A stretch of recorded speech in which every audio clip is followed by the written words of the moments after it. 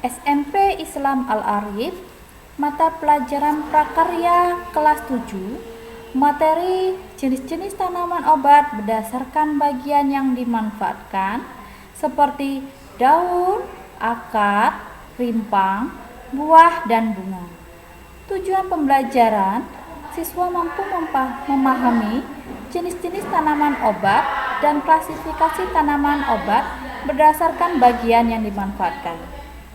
Assalamualaikum anak ibu semuanya, apa kabar hari ini? Semoga kalian dalam keadaan sehat walafiat ya. Tahukah kamu mengapa kita perlu mengenal dan membudidayakan tanaman obat? Salah satu alasannya karena tanaman obat bermanfaat sebagai antisipasi pencegahan maupun diam, ayah kan aku nggak jadi.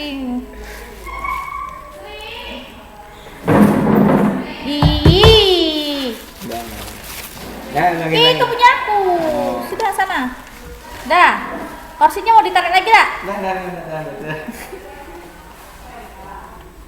SMP Islam Al-Arif, mata pelajaran prakarya kelas 7, materi jenis-jenis tanaman obat berdasarkan bagian yang dimanfaatkan seperti daun, akar, rimpang, buah, dan bunga. Tujuan pembelajaran, siswa mampu memahami jenis-jenis tanaman obat dan mengklasifikasikan tanaman obat berdasarkan bagian yang dimanfaatkan. Assalamualaikum anak ibu semuanya, apa kabar kalian hari ini? Ibu berdoa semoga kalian dalam keadaan sehat walafiat. Materi pembelajaran kali ini adalah tanaman obat. Kalian tahu tanaman obat? Banyak ya jenisnya, seperti kunyit, jahe, laos, serai, jeruk nipis, dan masih banyak lagi. Sebelum kita lanjutkan pelajaran, tahukah kamu mengapa kita perlu mengenal dan membudidayakan tanaman obat? Salah satu jawabannya adalah karena tanaman obat bermanfaat sebagai antisipasi pencegahan maupun mengobati secara mandiri menggunakan obat-obatan yang ada di sekitar kita. Untuk mempelajari lebih lanjut tentang tanaman obat, perhatikan slide berikut ini ya. Bagian yang dimanfaatkan yang pertama adalah bagian rimpang. Salah satu contohnya adalah jahe. Jahe, ciri-cirinya adalah daunnya sejajar atau melengkung, memiliki pelepah daun, kemudian buahnya berwarna kuning. Selanjutnya yang kedua adalah daun sirih. Ciri-ciri daun sirih, daunnya menjari, 2, batangnya merambat. Yang ketiga, bagian yang dimanfaatkan adalah buah. Di sini ibu mengambil contohnya adalah jeruk nipis. Adapun karakteristik dari jeruk nipis itu sendiri adalah yang pertama, buahnya bulat atau lonjong. 2, warnanya hijau. Ada juga yang kekuningan. 3, rasanya asam atau tidak manis. Bagian yang dimanfaatkan selanjutnya adalah bagian bunganya. Ibu di sini mengambil contoh adalah bunga bakung. Adapun ciri-ciri dari bunga bakung adalah yang pertama, bunga bakung batangnya tegak, lunak, putih, kehijauan. Yang kedua, tinggi dari bunga bakung itu kurang lebih 1,5 meter. Kemudian yang ketiga, bunganya berbentuk payung. Selanjutnya, bagian yang dimanfaatkan adalah bagian batang. Ibu mengambil contohnya adalah brotowali.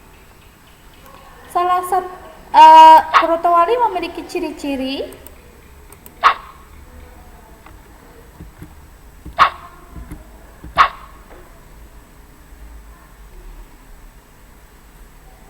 yang pertama, batangnya merambat, kemudian daunnya menjari.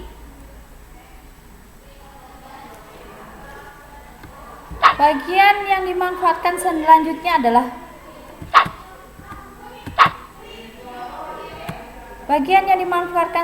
adalah bagian biji. Di sini ibu mengambil adalah biji jintan.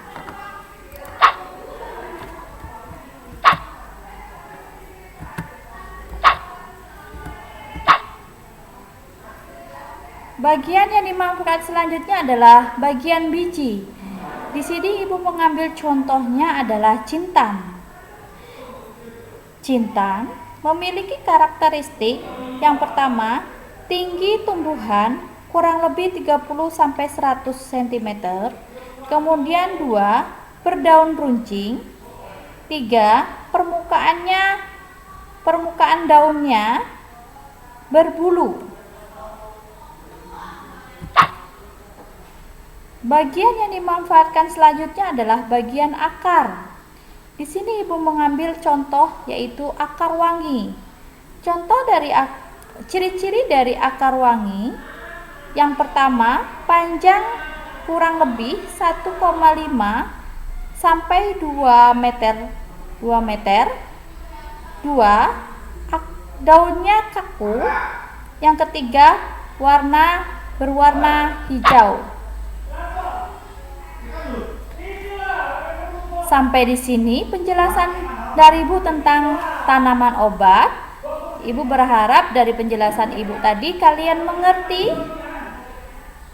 Untuk tugas tagihannya, lakukan pengamatan tanaman obat yang ada di sekitarmu dan isilah lembar berikut ini. Tulis nama, kelas, isikan tanaman obat yang ada di sekitarmu dengan 5 jenis, ya, sesuaikan dengan kolom. Di sini ada 5, 1, 2, 3, 4, 5. Tentunya yang beda dari tanaman yang sudah Ibu sebutkan di atas tadi, ya. Tentukan juga ciri-ciri bagian yang dimanfaatkan dan kegunaannya. Tuliskan ungkapan perasaanmu tentang keanekaragaman tanaman obat yang ada di sekitar kalian. Ya.